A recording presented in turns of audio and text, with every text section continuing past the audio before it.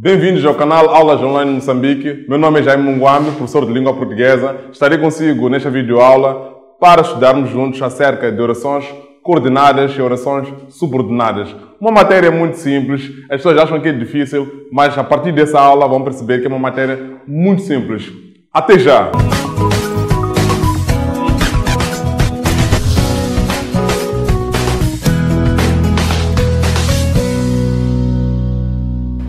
A gramática de língua portuguesa apresenta-nos 5 orações coordenadas. Nós vamos explicar primeiramente as orações coordenadas copulativas. Sabemos, antes de mais, sabemos que as orações coordenadas são aquelas que se ligam a partir de conjunções e locuções. Conjunções e locuções são elementos que servem para ligar duas orações ou mais em frases. Muito bem, temos aqui as orações copulativas. Como podemos perceber, as orações copulativas são aquelas que estabelecem a partir de uma adição, ou seja, são elementos que se relacionam e criam uma adição. Muito bem, temos aqui a frase chove e troveja. Temos aqui um elemento aditivo, né? O i, que é uma conjunção aditiva ou uma conjunção copulativa, porque o i serve para ligar duas orações. Nós podemos ter outras conjunções ou outras locuções para fazer o quê? Para ligar as duas orações. Temos aqui o i, mas também podíamos ter o também. Podíamos ter aqui o nem. Podemos ter outros elementos. Posso até acrescentar, é muito simples demais. Podemos ter aqui o não só, mas também. Okay? Podemos dizer o seguinte, não só chove, mas também troveja. Chove, também troveja. As orações, todas elas, têm um grande segredo, que são os elementos que ligam as conjunções e as locuções. Nós sabemos que tem-se dito por aí que um chinês é um chinês porque geralmente é baixinho, tem olhos esticados. As orações coordenadas copulativas são aquelas que apresentam conjunções e locuções, nomeadamente o i, o não só, mas também, o nem, e podemos ter outros elementos que ligam. Então, tem características próprias, assim como o chinês. Muito bem, temos aqui as orações adversativas, que estabelecem uma relação de oposição. Significa que nós encontramos aqui uma oposição. Chamam-se adversativas porque a palavra adversativa vem de adversário, aquele que se opõe. Então, temos aqui uma frase: a avestruz tem asas, mas não voa. Temos aqui uma situação positiva, a avestruz tem asas, e depois temos uma situação oposta, né? A primeira, mas não voa, né? São aquelas situações em que a gente diz, tenho um namorado bonito, mas não me dá dinheiro, né? É um exemplo. Então, temos aqui uma situação positiva, depois tem outra negativa, né? Não entendam mal o exemplo, é mesmo um exemplo. A avestruz tem asas, mas não voa. Além do mas, da conjunção mas, nós podemos ter a conjunção porém, podemos ter a conjunção contudo, podemos ter a conjunção todavia. Então, são conjunções adversativas, o mas, porém, contudo, todavia. Então, podemos ter aqui esta frase: a avestruz tem asas, porém, não voa. A avestruz tem asas, contudo, não voa. A avestruz tem asas, todavia, não voa. Muito simples. Mas puderam perceber que o segredo das orações coordenadas são as conjunções ou as locuções que ligam as frases. Muito bem. A seguir temos as orações disjuntivas. Estabelecem uma relação de disjunção. São conhecidas também como orações alternativas. Porque podemos ler esse exemplo, vamos perceber melhor isso. Ou lês o livro ou fazes a redação. Ou lês o livro ou fazes a redação. Encontramos aqui dois termos idênticos, né? São duas alternativas. Ou lês o livro ou fazes a redação. Podemos ter outros conectores ou outras conjunções, como por exemplo, ora lês o livro, ora fazes a redação. Nem lês o livro, nem fazes a redação. Olha como é simples. São orações alternativas. A seguir, temos as orações explicativas, né? Que são orações coordenadas explicativas, logicamente, que estabelecem uma relação de explicação. E temos aqui uma frase ilustrativa. Frase ilustrativa, né? É um pleonasmo, logicamente. Quer dizer, falando só de frase explicativa, que é um exemplo, acaba sendo uma ilustração. Muito bem. A terra está molhada, pois choveu. Temos aqui o pois. que pode ser substituído também por com quanto e por quanto, que são conjunções explicativas. Então fica o seguinte: a terra está molhada, pois choveu. A terra está molhada com quanto choveu. A terra está molhada por quanto choveu. Olha só, o segredo das orações são as conjunções e as locuções que ligam. A seguir, para terminar, nas orações coordenadas, temos as conclusivas, que estabelecem uma relação de conclusão. Vou aqui escrever uma frase. O Pedro é gordo, ponto vírgula, logo come muito. Come muito. Ótimo. Logo, temos aqui uma conjunção conclusiva logo. Mas também podemos ter a conclusão, ou seja, podemos ter a conjunção conclusiva o portanto. Temos aqui o Pedro é gordo, portanto, come muito. E assim termina esta primeira fase das orações, né, que são coordenadas. Agora iremos falar das orações subordinadas, que são, no total, 9 orações, nomeadamente relativas, causais, finais, temporais, comparativas, condicionais, consecutivas, concessivas e integrantes. Vamos iniciar agora com as orações relativas. Orações relativas são aquelas que apresentam um pronome relativo que tem uma relação com o substantivo. Por exemplo, são lindos os desenhos que fiz. Temos aqui o pronome relativo a relacionar-se com o substantivo.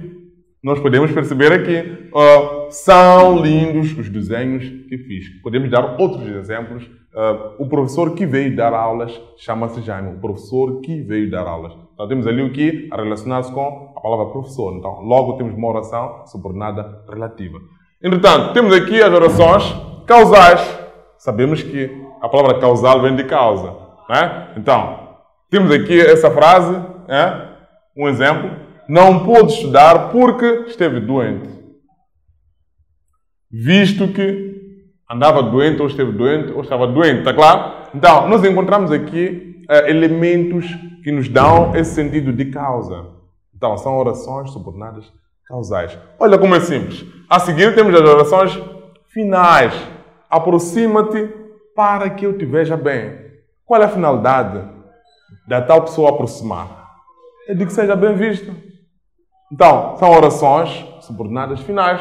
Estude para que tenha uma boa nota. Qual é a finalidade de estudar? Para que tenha uma boa nota. São orações finais. Claro que podemos ter, além do para aqui, podemos ter o a fim de. Ok? Podemos ter outros elementos. Muito bem. Orações temporais.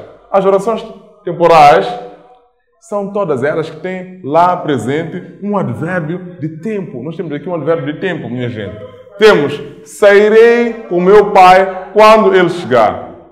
Ok? Então temos aqui um advérbio de tempo. Podemos ter outros exemplos, onde encontraremos lá o agora, o sempre, outros advérbios de tempo. Muito bem. Orações comparativas, né? São aquelas que estabelecem uma relação de comparação. Por exemplo, temos aqui, sabe tanto agora como sabia no ano passado. Temos aqui um elemento comparativo. A tua camisete é como a minha. A tua laranja, eu não sei se a laranja pode ser idêntica à outra, né? Porque sempre há um aspecto que diferencia uma da outra. Mas enfim, a tua cabeça é como a minha. Então encontramos aí as orações comparativas. Claro que podemos ter outros elementos que podem substituir o como, a palavra segundo, consoante, conforme. Podemos substituir e vamos perceber que são elementos muito importantes para as orações comparativas. Muito bem. A seguir temos as orações condicionais. São aquelas que estabelecem uma condição. Podemos ver nessa frase. Está muito simples. Saberias a lição se tivesses estudado. Qual é a condição para saber a lição? É estudar. Então temos aqui o se. Além do se, podemos ter o caso. Saberias a lição caso tivesse estudado. Olha como é simples. As orações são classificadas de forma muito simples. É preciso dominar os elementos que ligam. Ok? As duas partes ou as três partes. Porque podem ser mais de duas orações. Muito bem. Temos a seguir as orações consecutivas. É aqui onde eu queria chegar e queria dar o grande segredo das orações consecutivas. A palavra consecutiva nos dá a ideia de consequência. E é nessa parte onde eu vou dizer, em muitas gramáticas não aparecem nem conjunções, nem locuções, nem elementos que ligam, mas depende do sentido da segunda oração. Muito bem, temos aqui, feriu-se tanto que teve de ir ao hospital. Qual foi a consequência dele ter se ferido tanto? É de ter ido ao hospital. O que está em causa não é o que está em causa é a segunda oração, que é a consequência da primeira. Podíamos nós dizer o seguinte, por exemplo, estudou tanto, por isso foi admitido. Claro que às vezes a consequência nós olhamos como algo negativo, né? Geralmente, como estamos a ver aqui nesta frase, né? Mas nós percebemos que o fato dele ter estudado tanto fez com que ele fosse admitido, por exemplo, ok? Então, feriu-se tanto que teve de ir ao hospital. Está claro?